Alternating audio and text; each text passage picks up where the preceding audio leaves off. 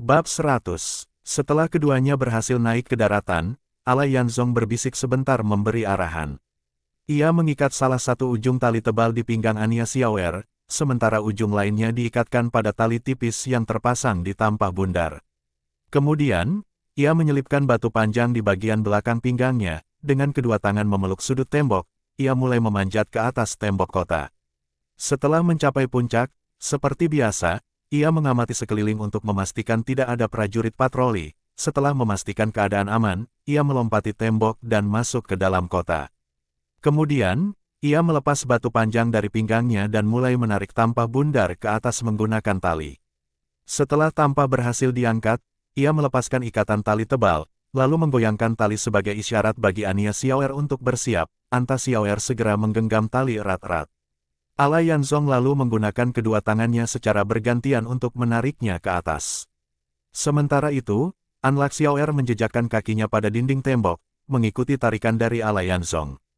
Dengan cepat, ia berhasil memanjat ke atas tembok kota. Setelah itu, Alayanzong melemparkan ujung tali tebal ke bawah. Ula Zitao mengikatnya di pinggangnya, lalu menarik ikatan tali untuk memastikan kekuatannya.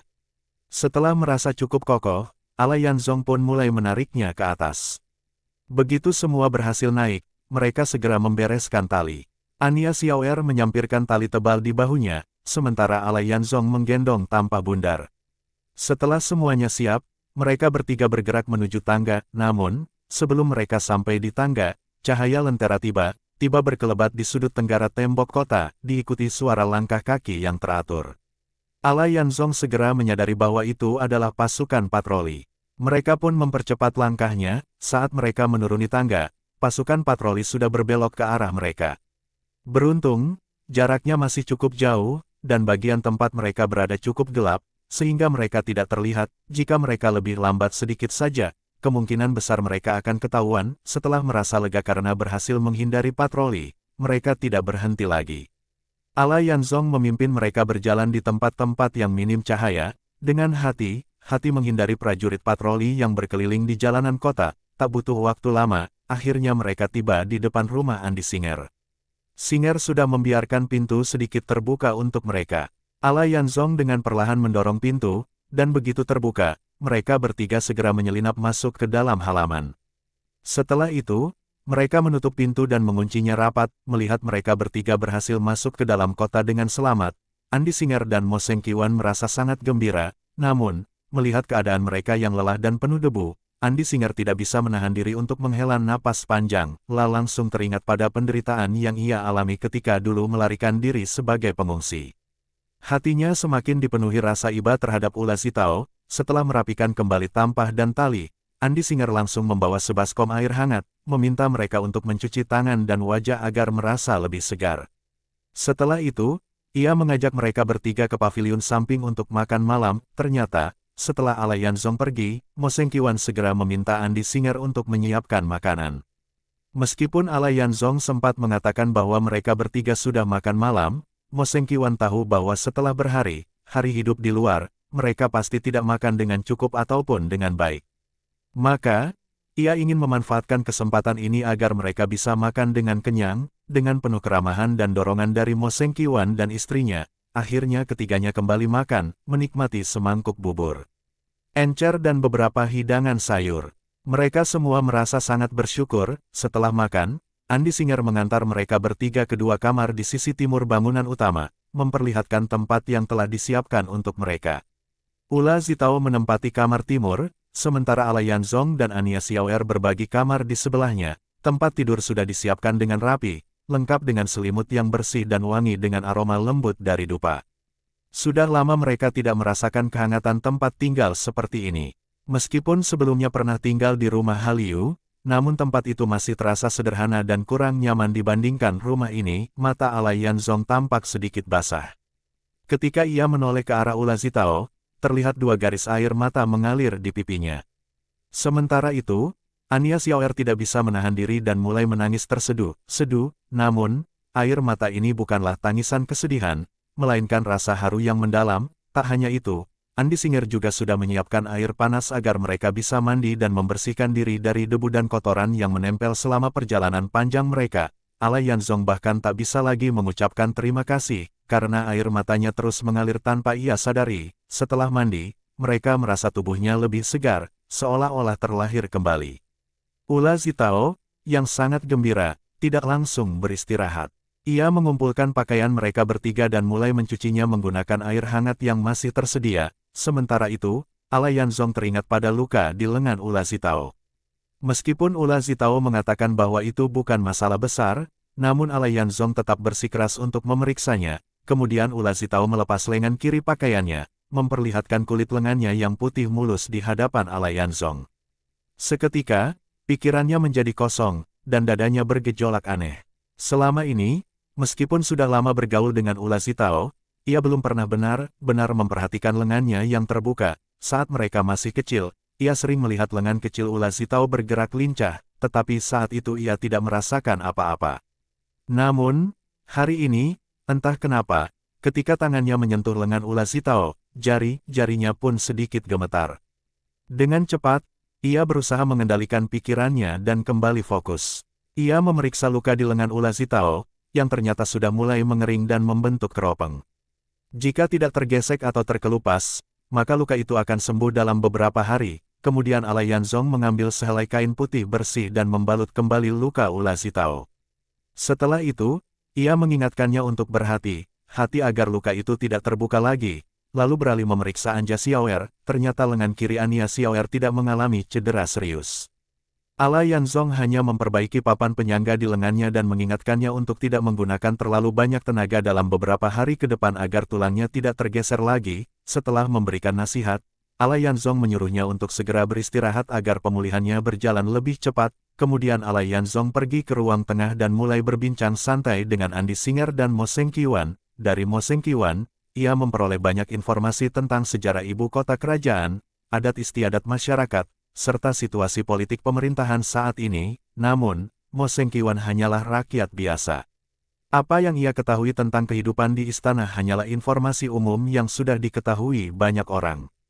Mengenai rahasia dalam istana, ia tidak tahu sama sekali, paling-paling hanya mendengar berbagai rumor yang beredar di kalangan rakyat. Meski begitu, Ala Yanzong justru sangat tertarik dengan rumor-rumor yang belum tentu benar tersebut.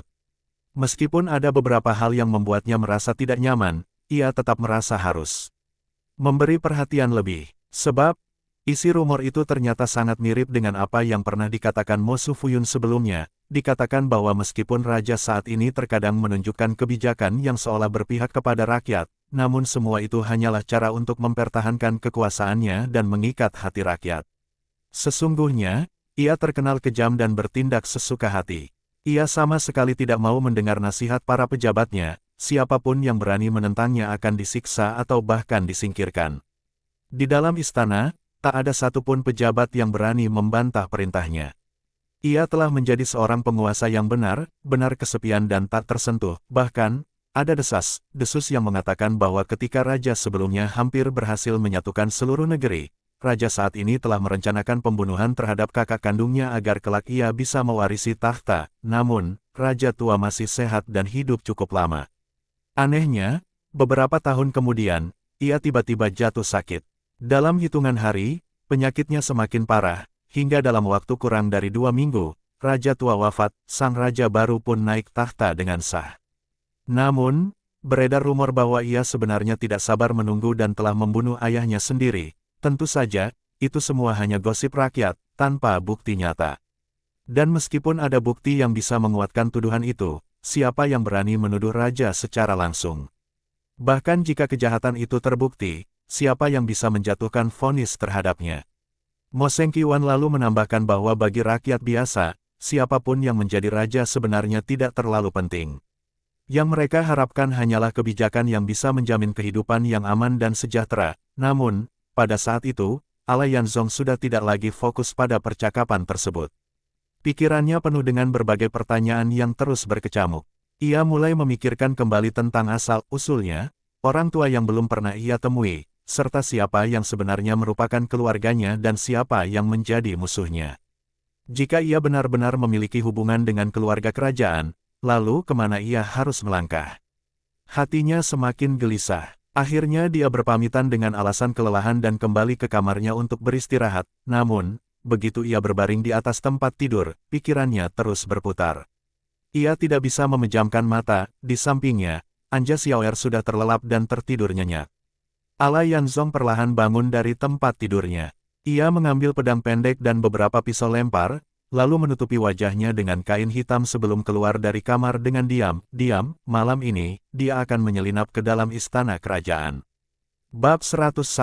Ala Yanzong melangkah ke jalanan, suasana tetap suram dengan cahaya lampu yang redup, membawa kesan mati dan sunyi. Dia memanfaatkan kegelapan malam sebagai perlindungan untuk bergerak secara diam, meskipun belum pernah datang ke kota Raja Moxuang sebelumnya dan tidak mengetahui tata letak bangunannya. Namun dia telah mendengar dari Mo Sengqiwan bahwa istana kerajaan berada di bagian utara kota. Informasi itu sudah cukup bagi Ala Yanzong. Saat dia mendekati istana, terdengar suara langkah kaki. Dengan cepat, dia menyelinap ke dalam bayangan tembok sebuah halaman. Cahaya lampu tiba-tiba muncul, menandakan kedatangan sekelompok pasukan pengawal istana yang sedang berpatroli. Irama langkah mereka jauh lebih teratur dibandingkan dengan para prajurit yang berpatroli di tembok dan dalam kota. Langkah kaki mereka terdengar tegas, tombak dan senjata mereka berkilauan, membentuk barisan yang teratur. Sekitar 20 orang berjalan dalam dua baris, dipimpin oleh seorang perwira bersenjata tombak yang menunggang kuda. Mereka bergerak menyusuri jalan di luar tembok istana dari barat ke timur, dalam cahaya yang remang. Ala Yanzong melihat gerbang istana tertutup rapat, temboknya menjulang tinggi, bahkan lebih tinggi daripada tembok kota luar. Istana kerajaan ini benar-benar seperti kota di dalam kota. Namun, hal itu tidak menjadi rintangan bagi Ma Yanzong. Dia mengikuti jalan di luar tembok istana ke arah timur. Baru berjalan sejauh satu anak panah, suara langkah kaki kembali terdengar. Dengan sigap, dia kembali bersembunyi di kegelapan. Kali ini, sekelompok pengawal istana datang dari timur menuju barat. Ma Yanzong merasa ragu, apakah kelompok patroli sebelumnya kembali. Namun, setelah memperhatikan lebih saksama, dia melihat bahwa perwira yang memimpin membawa sebilah pedang panjang. Barulah dia menyadari bahwa ini adalah dua kelompok patroli yang bergerak dalam pola silang dari arah berlawanan. Begitu kelompok patroli itu berlalu, Ala Yanzong tidak lagi membuang waktu. Dia segera berlari ke arah timur, memanfaatkan celah di antara patroli untuk memanjat tembok istana. Memanjat tembok seperti ini adalah hal yang sangat mudah bagi Ala Yanzong. Saat sudah berada di dalam istana, cahaya lampu jauh lebih terang dibandingkan dengan di luar, tetapi dari kejauhan, suasananya tetap tampak suram. Ma Yanzong melihat bahwa bangunan-bangunan di dalam istana lebih megah dan tinggi dibandingkan dengan yang ada di luar. Namun, dia tidak bisa melihat tata letak keseluruhannya dengan jelas dan hanya bisa bergerak dengan hati-hati. Meskipun istana sangat luas, namun tetap terasa sunyi dan sepi. Di bagian selatan adalah aula istana, sementara bagian utara adalah tempat kediaman para selir.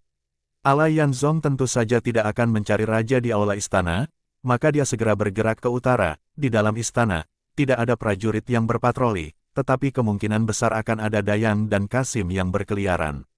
Itulah yang dipikirkan Ala Yanzong. Selama dia bisa menemukan seseorang, dia pasti bisa mencari cara untuk mengetahui keberadaan sang raja. Namun, saat tiba di bagian belakang istana, Ala Yanzong mendapati bahwa selain lentera merah yang tergantung di sepanjang koridor, menerangi seluruh halaman, tak ada satu sosok pun yang terlihat. Bangunan-bangunan di sekitarnya dihiasi ukiran indah dan lukisan mewah, dengan lorong-lorong yang saling terhubung, memancarkan kemegahan khas kerajaan. Meskipun pencahayaannya tidak terlalu bagus, namun kemewahan istana tetap terlihat jelas. Namun, meskipun taman di sekitarnya dipenuhi bunga-bunga langka dengan aroma yang harum, Ala Yanzong sama sekali tidak berniat untuk menikmati pemandangan tersebut. Tiba-tiba, dia menyadari bahwa tindakannya cukup ceroboh.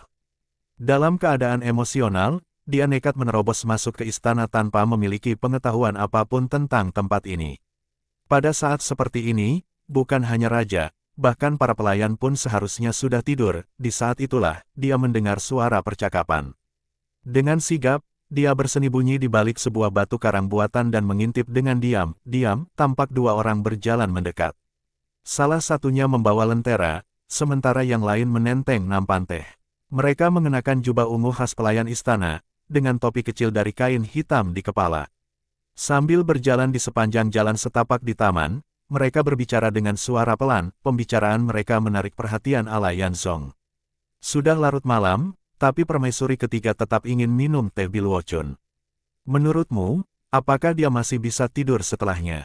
Meskipun dia tidak minum teh malam ini, kemungkinan besar dia tetap akan sulit tidur sendirian. Menurutku, bukan hanya permaisuri ketiga. Permaisuri pertama dan permaisuri kedua pun hanya bisa berdiam diri di kamar masing-masing. Keadaan seperti ini bukan baru terjadi sehari atau 2 hari. Baginda lebih suka tinggal di ruang baca kerajaan, bahkan dalam 1 atau 2 bulan pun jarang mengunjungi bagian belakang istana. Kamu baru datang, jadi tidak tahu. Sudah lebih dari 2 tahun ini, Baginda menggunakan alasan meninjau dokumen kerajaan untuk menjauh dari para selirnya. Jika dia tidak dekat dengan perempuan, bagaimana bisa punya keturunan? Hush, jangan sembarangan bicara. Bisa kepalamu melayang. Saat 2 orang itu semakin dekat ke batu karang buatan tempatnya bersembunyi, Ma Yanzong segera bertindak. Dengan gerakan cepat, dia muncul di samping mereka dan menggunakan teknik menotok dengan ujung jarinya. Seketika, keduanya pingsan dan terjatuh ke lantai, namun, begitu nampan teh terlepas dari tangan si Kasim kecil, ala Yanzong dengan cekatan menangkapnya sebelum jatuh ke tanah. Sayangnya, lentera sudah terjatuh. Dengan sigap, dia memungutnya sebelum api menyala, kemudian meniup apinya hingga padam. Dia meletakkan lentera dan nampan teh di balik batu karang, lalu, dia menyeret kedua Kasim itu dan menyembunyikan mereka di belakang batu karang. Setelah itu, dia melepas salah satu jubah ungu Kasim dan mengenakannya di atas pakaian birunya.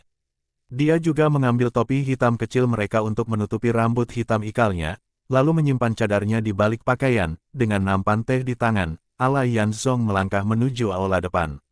Dia harus menemukan ruang baca kerajaan. Di dalam ruang baca kerajaan, cahaya lampu bersinar terang, memancarkan kemegahan keemasan.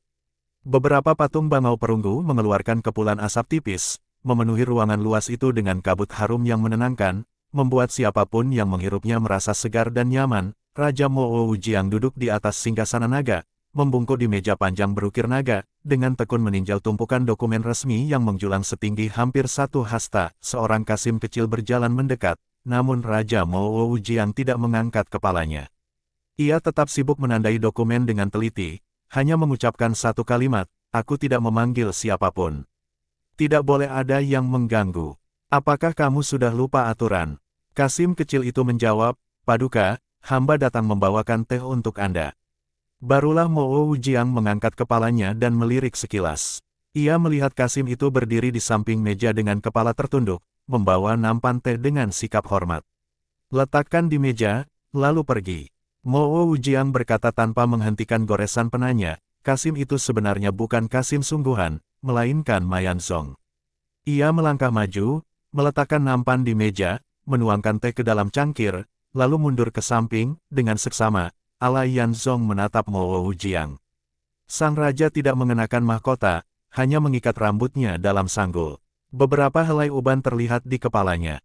Kulitnya putih, tetapi tampak kemerahan, dengan 2 garis vertikal yang jelas di antara alisnya. Jubah naga sutra kuning yang dikenakannya memastikan bahwa ia memang raja yang dicari. Mo Wujiang tetap sibuk menandai dokumen, kuas merahnya bergerak terus, tetapi sesekali ia mengerutkan kening. Tampak terhanyut dalam pikirannya. Ala Yanzong, menyadari keseriusan sang raja, tidak langsung berbicara. Ia mengeluarkan giok berbentuk ikan paus dari balik pakaiannya, menggenggamnya erat sambil menunggu waktu yang tepat. Namun, Mo Wujiang menyadari bahwa Kasim itu tidak kunjung pergi. Ia pun mengangkat kepala dan menatapnya dengan tajam. "Mengapa kamu masih di sini? Apa kamu ingin menggangguku?" Suaranya mengandung ketidaksabaran. Saat itulah, ala Yanzong mengangkat giok ikan paus di tangannya dan berkata, "Paduka, apakah Anda mengenali benda ini?" Mo Wujiang sekilas melirik giok itu tanpa menghentikan goresan penanya. Dengan suara santai, ia berkata, "Oh, rupanya aku menjatuhkannya lagi. Letakkan di atas meja, lalu pergilah. Besok pagi, kamu bisa pergi ke bagian dalam istana untuk menerima hadiahmu." Ma Yanzong terkejut mendengar jawaban itu. "Giok ini milikku. Bagaimana mungkin dia menganggap ini miliknya?" pikirnya. Ataukah dia juga memiliki giok yang sama? Ia mencoba lagi, "Paduka, aku bertanya apakah Anda mengenali giok ini?" Mo Wujiang akhirnya meletakkan kuasnya, menatapnya dengan tajam, lalu berkata dengan nada marah, "Ini adalah giok milikku. Semua orang di dalam istana mengetahuinya. Mana mungkin aku tidak mengenalinya? Aku sudah memutuskan untuk memberimu hadiah, jadi letakkan giok itu dan pergilah." Setelah berkata demikian, ia mengulurkan tangan untuk mengambil cangkir tehnya, namun, tepat ketika teh memasuki mulutnya, Alai Yanzong berkata dengan tenang, "Tapi giok ini adalah milikku." Mendengar kata-kata itu, Mo Wujiang langsung menyemburkan tehnya, membasahi dokumen di atas meja. Ia meletakkan cangkir dengan keras di atas meja, ekspresinya terlihat marah. "Berani sekali kamu," suaranya menggelegar. "Bagaimana mungkin seorang Kasim berani mengklaim kepemilikan giok milikku? Bahkan berani menyajikan teh dingin kepadaku. Apa kamu tahu kesalahanmu?" Setelah itu, ia berteriak dengan lantang, "Pengawal, cepat datang." Bab 102, Ma Yanzong melihat bahwa Mo Wujiang sudah marah, lalu tersenyum dan berkata, "Tidak perlu berteriak, orang-orang di luar sudah tertidur. Hanya ada kita berdua di sini." Mo Wujiang langsung tertegun, seketika menjadi waspada. Wajahnya berubah drastis, lalu membentak, "Siapa kamu? Kamu bukan Kasim istana." Ma Yanzong tetap tersenyum, posturnya tetap santai, kedua tangannya masih memegang giok itu. Dengan sedikit membungkukkan badan, ia berkata, "Justru karena aku tidak tahu siapa diriku, maka aku datang untuk bertanya kepada Paduka. Mungkinkah Paduka bisa memberitahuku siapa aku sebenarnya?" Mo Wujiang menatap giok di tangan Alai Yanzong dengan lebih saksama. Giok itu hijau zamrud, bening dan bercahaya, ukiran ikan paus yang memancarkan air terlihat gagah dan penuh kekuatan. Ia semakin terkejut, jika ini bukan miliknya, lalu milik siapa? La mengulurkan tangan untuk mengambil giok itu, tetapi Alai Yanzong dengan cepat menarik tangannya kembali, menggenggam giok erat-erat. Senyumnya pun menghilang, Mo Wujiang secara refleks meraba dadanya, merasakan adanya benda keras di balik jubahnya. Namun, ia tidak mengeluarkannya. Tiba-tiba, ia menepuk meja dengan keras dan berteriak, "Berani sekali kamu. Kamu ingin tahu siapa dirimu? Kamu adalah pencuri. Kamu adalah pembunuh bayaran. Kamu datang untuk membunuhku." Alai Yanzong mendengus dingin, "Paduka tidak perlu menuduhku dengan begitu kejam. Aku belum berpikir untuk membunuh seorang raja. Sekarang, tampaknya Paduka ingin menjatuhkan hukuman mati padaku hanya karena kita memiliki giok yang sama." Mo Wujiang kembali menatap tajam pria di depannya. Ia semakin terkejut, wajah, mata, dan ekspresinya begitu familiar. Jika pria ini memiliki janggut, maka bukankah wajahnya sangat mirip dengan kakaknya? Namun, ia tetap membentak, "Siapa yang mengutusmu? Dari mana kamu mendapatkan giok itu?" Nada suaranya tegas, tetapi ada ketidakyakinan yang tersembunyi di baliknya. "Tidak ada yang mengutusku. Giok ini adalah peninggalan ayahku." Alai Yanzong menatap wajah Mo Wujiang dengan tajam, mencoba menangkap perubahan ekspresinya, berharap menemukan jawaban atas kebingungannya. Mo Wujiang tertawa kecil, tetapi ekspresi wajahnya terlihat kaku. Ia berkata, "Di dunia ini ada banyak benda yang serupa, apalagi hanya sebuah giok. Aku terlalu berlebihan dalam berpikir, sepertinya aku telah salah menuduhmu. Kamu boleh pergi sekarang." Melihat perubahan sikap Mo Wujiang yang berbalik 180 derajat, Alai Yanzong semakin bingung. Kebingungannya yang belum terjawab malah bertambah dengan pertanyaan baru. Apakah giok ini sebenarnya tidak ada hubungannya dengan keluarga kerajaan? Selama ini, ia mendengar bahwa raja yang berkuasa adalah sosok yang kejam dan brutal. Namun, kesan pertama yang ia dapatkan justru berbeda. Raja ini tampak tekun dalam urusan negara, bahkan di larut malam masih sibuk meninjau dokumen. Meski sempat marah karena teh yang disajikan sudah dingin, ia bahkan hendak memberi hadiah kepada Kasim yang membawakan giok. Jika giok itu bukan miliknya, wajar jika ia marah. Namun sekarang, kemarahannya lenyap begitu saja. Apakah rumor yang beredar di luar selama ini salah? Benar juga, di dunia ini ada banyak benda yang serupa. Satu giok saja tidak cukup untuk membuktikan apapun. Perasaan kecewa muncul dalam hati Alai Yanzong. Pedang warisan ayahnya dan baju zirah besi juga entah sudah hilang kemana. Mungkin hanya jika semua benda itu dikumpulkan bersamaan, barulah bisa menjadi bukti yang kuat. Jika giok ini tidak ada kaitannya dengan keluarga kerajaan, itu lebih baik. Dengan begitu, ia tidak perlu terlibat dengan raja tiran ini. Sampai pada kesimpulan itu, Ma Yanzong melangkah mundur 2 langkah, membungkuk memberi hormat, lalu berbalik menuju pintu. Namun, baru beberapa langkah ia berjalan, suara angin yang tajam terdengar dari belakangnya, suara pedang yang menebas udara. Dengan kecepatan luar biasa, Ma Yanzong melompat ke depan dan langsung berbalik menghadap lawannya. Pedang panjang Mo Wujiang menusuk ke udara tidak mengenai sasaran, membuatnya terkejut sesaat. Namun, tanpa berkata sepatah kata pun, ia kembali mengayunkan pedangnya dengan ganas. Ma Yanzong terus menghindar dengan lincah, tetapi Mo Wujiang semakin ganas dalam serangannya, setiap tebasannya diarahkan untuk membunuh dalam satu serangan. Namun, kecepatan dan kelincahan ala Yanzong sangat tinggi. Dengan hanya beberapa lompatan ringan, ia mampu menghindari setiap serangan. Keduanya mulai berlarian mengitari ruangan luas itu, seperti dua bayangan yang saling mengejar. Sambil menghindar, Ma Yanzong berseru, "Aku tidak pernah berniat membunuh Paduka, tetapi Paduka justru ingin menibunuhku." Saat berbicara, ia melepaskan jubah ungunya, lalu mencabut pedang pendek dari pinggangnya. Dentingan logam terdengar saat mereka mulai bertarung serius, pedang beradu dengan bunyi nyaring, memecah keheningan ruangan. "Kamu menerobos istana di tengah malam. Itu sudah cukup untuk dijatuhi hukuman mati," seru Mo Wujiang. Namun, meski saat ala Yanzong belum bersenjata, Mo Wujiang tak bisa melukainya sedikitpun. Kini, dengan pedang pendek di tangannya, situasi berbalik. Justru Mo Wujiang yang mulai terdesak, langkahnya mundur sedikit demi sedikit. Di dalam hatinya, Mo Wujiang mulai panik. Ia adalah seorang jenderal yang menguasai seni perang, bahkan setelah menjadi raja, ia tetap berlatih pedang secara rutin. Meskipun sudah tidak sekuat saat masih muda, hanya sedikit jenderal yang mampu menandinginya, namun, pemuda yang menyamar sebagai Kasim ini berbeda. Serangannya yang gagal, dan sekarang dalam duel pun ia tidak bisa melukainya sedikitpun. Lebih buruk lagi, meski pertarungan mereka begitu sengit, tidak ada seorang pun pengawal yang datang. Jika ini terus berlanjut, bisa-bisa nyawanya dalam bahaya. Sebuah pikiran mulai muncul di benaknya, ia harus mencari cara untuk mundur. Ma Yanzong tidak berniat membunuh. Dia sangat kebingungan, hatinya kacau balau. Ia hanya menghunus pedang demi melindungi diri. Mo Wujiang terus bertarung sambil mundur, hingga akhirnya ia bergerak ke belakang meja kerajaan. Tiba-tiba, ia menekan sebuah mekanisme rahasia, lalu bersama singgasana naganya, tubuhnya menghilang ke dalam tanah. Ma Yanzong terkejut. Ketika ia kembali melihat ke tempat singgasana itu sebelumnya berada, lantainya telah kembali seperti semula. Ia berjongkok, mengetuk permukaannya dengan tangan, jelas ada ruang kosong di bawahnya. Ia mencoba menginjaknya, tetapi lantai itu tetap kokoh, tanpa goyangan sedikit pun, karena raja telah meloloskan diri ke bawah tanah, maka tempat ini sudah tidak aman untuknya.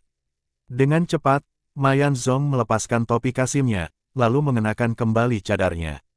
Tanpa membuang waktu, ia segera meninggalkan ruang baca kerajaan. Belum jauh ia melangkah, terdengar teriakan menggema di sekeliling istana. "Tangkap pembunuh! Ada penyusup yang menyerang raja!" Ma Yanzong langsung berlari ke arah timur dengan kecepatan tinggi. Ia harus segera keluar dari istana, karena semakin banyak orang yang datang, maka akan semakin sulit situasinya. Namun, dari arah berlawanan, sekelompok prajurit berlari menuju arahnya. Mereka segera melihatnya. "Penyusup ada di sini, jangan biarkan dia kabur." Ketika masuk ke istana tadi, ala Yanzong tidak melihat adanya prajurit yang berpatroli. Dari mana tiba-tiba muncul begitu banyak orang. Namun, ini bukan saatnya untuk memikirkan hal itu. Melihat para prajurit hampir tiba di hadapannya, ia segera melompat ke atas atap, bergerak lincah dari satu bangunan ke bangunan lainnya, terus berlari ke arah timur. Prajurit di bawah tentu tidak mampu mengejarnya. Mereka hanya bisa berteriak, "Tangkap penyusup!" sambil terus mengejarnya dari bawah. Ma Yanzong dengan cepat meninggalkan mereka jauh di belakang. Hanya beberapa puluh meter lagi, dan ia akan mencapai tembok istana. Begitu ia melewati tembok itu, tak ada lagi yang bisa menahannya, itulah yang ia pikirkan. Namun, tiba-tiba dua bayangan muncul di atap di belakangnya, hanya berjarak kurang dari 10 zang, sekitar 30 meter. Salah satu dari mereka berteriak lantang, "Berani sekali kamu, penyusup. Kamu telah menerobos istana di tengah malam, tinggalkan nyawamu di sini." Ma Yanzong segera bersiap mempercepat langkahnya, tetapi tepat di depannya, di atas atap, seorang pria sudah berdiri menghadangnya. Dalam cahaya remang, kilauan pedang panjang di tangannya terlihat samar, jalur pelariannya telah terputus, ia segera menghentikan langkahnya. Pada saat yang sama, dua sosok yang mengejarnya dari belakang sudah mendekat, dua pedang panjang melesat ke arahnya, satu dari depan, satu dari belakang, atap yang ia pijak lebih tinggi di bagian tengah dan lebih rendah di kedua sisinya. Jika ia menghindar, ia harus melompat ke lereng miring atap, dan jika terus mundur, maka ia akan terjatuh ke bawah. Dengan cepat, Alai Yanzong mengangkat pedangnya, bersiap menghadapi serangan dari puncak atap.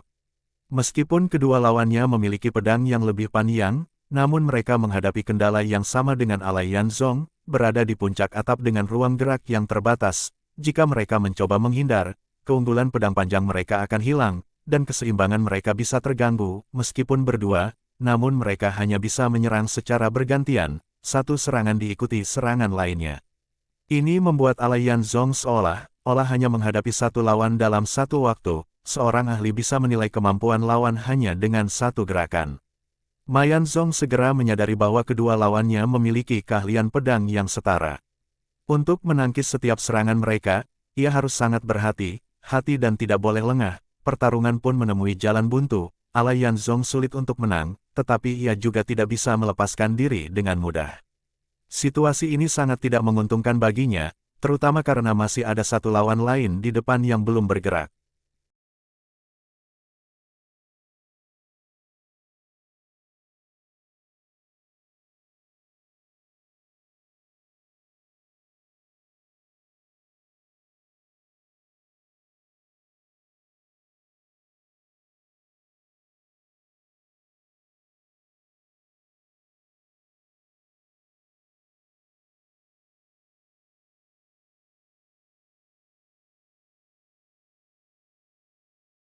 Bersambung